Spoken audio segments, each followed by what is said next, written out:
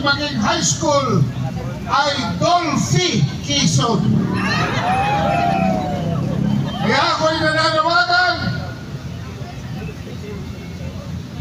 huwag mo magsumikap ka!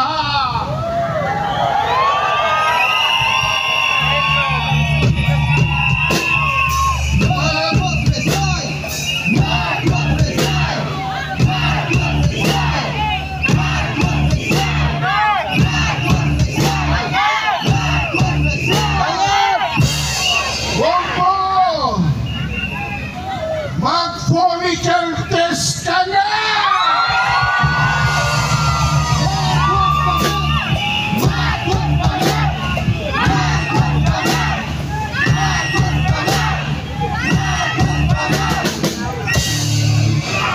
Maricel!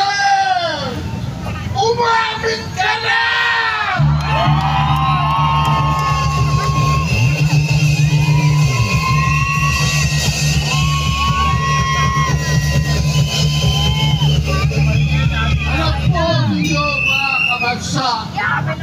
Ako ay 76 anyos na. Subalit bigla akong binigyan ng lakas. Dahil dito, sa lupa ito hanggang Mindoro, ipinanganak ang aking pagka-aktivista noong 1969.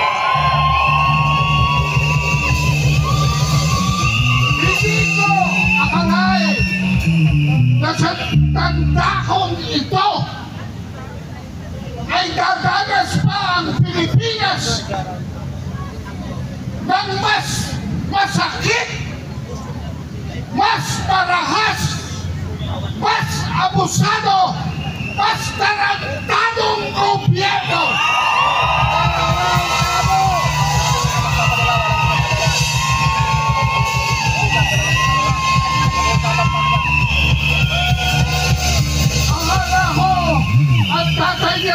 Ay sukturan ang pagkadiktador. Akala ko si Noynoy Aquino ang pinakabobo ng presidente ng Pilipinas. Meron pa palang Bobo Marcos!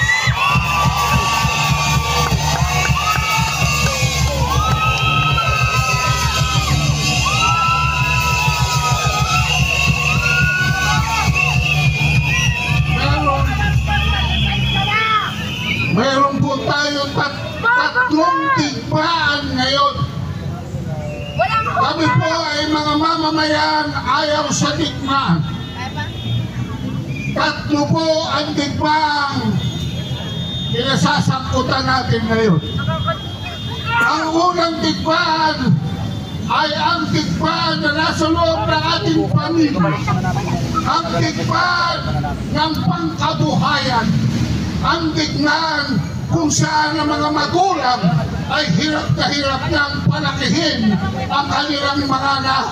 Dahil magtatatlong taon na po, wala pang nangyayari kay Marcos tungkol sa ating ekonomiya.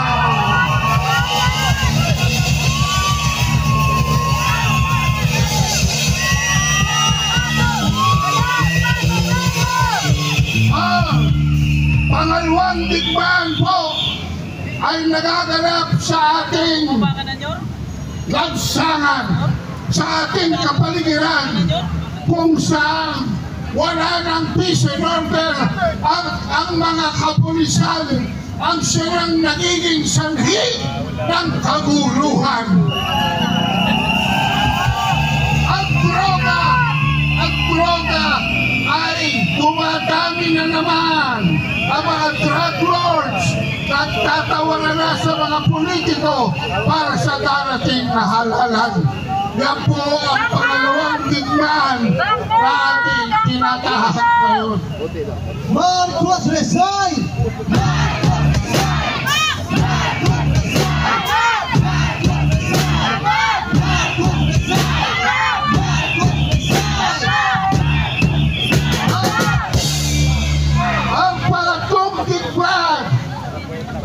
Ay ang pakikipagsalpukan ni Gibo Chudoro sa South China Sea.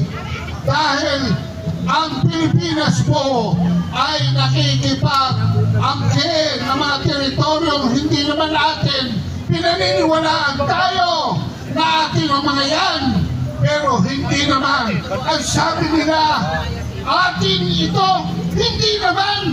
Kung yan ay atin, bakit wala tayo dyan? Ha? Oh, yan ho ang digmaan kung saan sila ay nagpasok na ng isang Typhoon missile system na ngayon ay nasa Northern Luzon.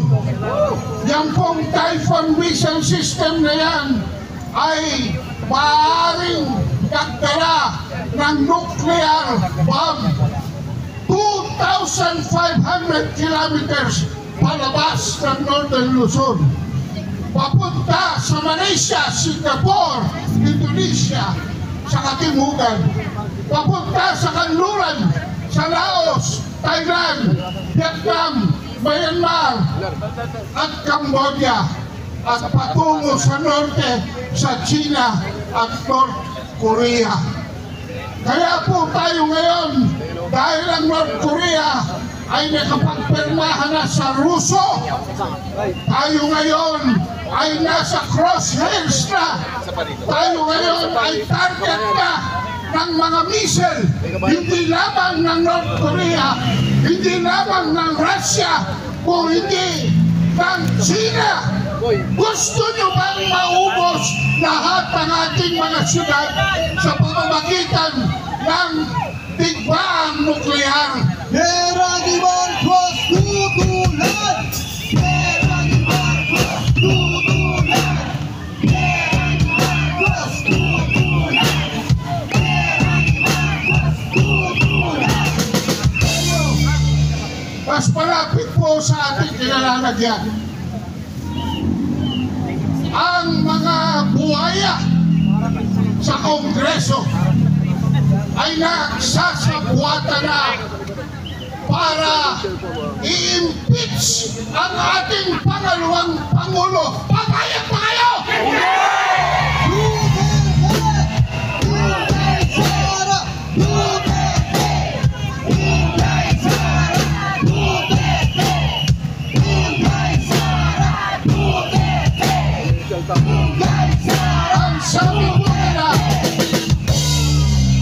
Ang sabi po nila, ang pinag-uusapan sa hearing ay 2025 budget.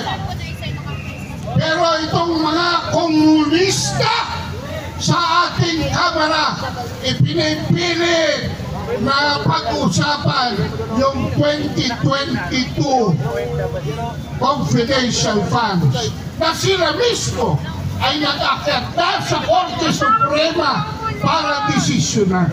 Alam po ninyo mga kabansa, dapat intindihin ninyo na pagka ang COA, ang Commission on Audit, ay nagsabi na disallow ng isang item, hindi ito nangangahulugan na yon ay illegal. Nangangahulugan lamang yon na kulang pa ang papeles para i-liquidate ang gastusin yon. Pero sa kanila, dahil maitim ang kanilang kaluluwa at bulagsak ang kanilang mga budhe, sa kanila, palibasa sila, sanay na sanay, liquidation by certification. Walang resibo di isa. Pero okay sila. Pero si Inday Sara, kinakailangan isang bayong na resibo ang ipakita para pagbigyan lamang ang 10 million na isang kaibigan na children's book. Tama ba yan? Di mo pera yan! Di mo pera yan! Di mo pera yan! Di mo pera yan! Di mo pera yan! Di mo pera yan! Kaya mga kabansa, wardyan nating mabuti ang ating kalayaan. Alam kong ipaglalaban ninyong lahat dahil kayo ay naglakas loob na pumoste dito para makiisa laban sa tatlong digmaan na ating nilalabanan, laban sa gobyernong ito na mapanlait, mapang-abuso, mapangyurak ng ating kalayaan. Mga kabansa, maraming salamat sa inyong lahat at huwag kayong bibitaw hanggang